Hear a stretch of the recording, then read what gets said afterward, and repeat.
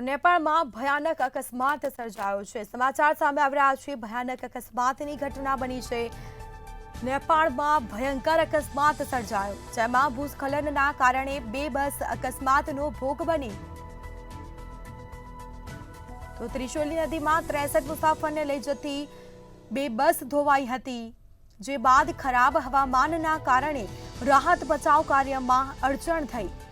તો આ દ્રશ્યો મેં આપને બતાવી રહ્યા છું, જેમાં ખરાબ હવામાનના કારણે કાઠમંડુ સહિતની ફ્લાઇટ્સ પણ રદ કરવામાં આવી છે। આ સાથે નેપાળમાં એક ભયંકર અકસ્માત સર્જાયો હતો।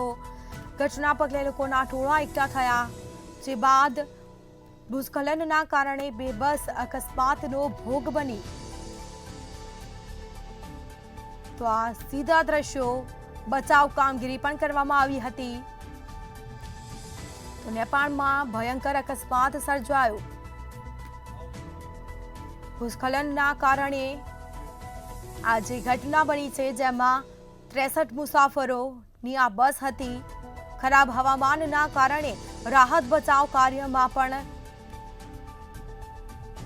તેમજ ખરાબ હવામાનના કારણે આ ઘટના બની અને રાહત બચાવ કામગીરી છે તે ધીમી ધારે કરવામાં આવી હતી।